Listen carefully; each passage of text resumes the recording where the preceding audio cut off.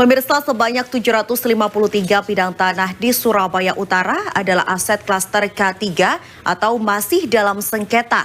Untuk mempercepat penyelesaian sertifikat aset Pemkot, ATR BPN Surabaya membentuk panitia khusus.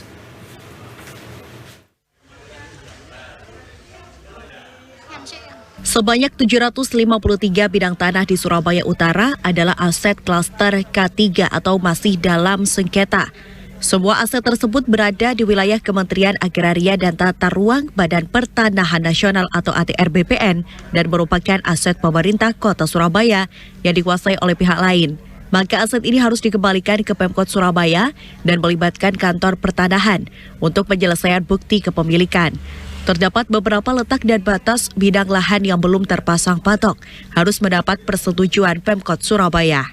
Aset Pemkot Surabaya terbesar berada di kawasan Surabaya Utara, mencapai 1.698 bidang belum bersertifikat. Dari angka tersebut, terdapat pembagian 3 klaster yakni klaster K1 atau Clear and Clean, yakni data dan dokumen lengkap tanpa sengketa sebanyak 207 bidang. Klaster K2 tak terkendala tanah, namun dokumen belum lengkap sebanyak 738 bidang. Dan klaster K3 dalam kondisi sengketa sebanyak 753 bidang, sedangkan permohonan sertifikat aset Pemkot dalam proses sebanyak 156 bidang dan 57 bidang telah terbit sertifikat. Banyaknya lahan sengketa di Surabaya Utara ini karena lokasi aset Pemkot Surabaya banyak di wilayah Surabaya 2. Pihak ATR BPN Surabaya 2 berupaya mempercepat proses aset Pemkot. Untuk mempercepat proses itu, ATR BPN Surabaya membentuk panitia khusus dan berkoordinasi dengan Pemkot Surabaya.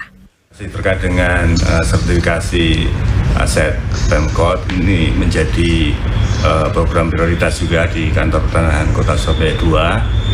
Nah, upaya-upaya percepatan yang kami laksanakan, yang pertama kita buat tim khusus, tim terpadu antara kantor pertanahan Kota Surabaya 2 dan Pemkot Surabaya untuk memilah objek-objek mana yang diprioritaskan untuk kita selesaikan terlebih dahulu.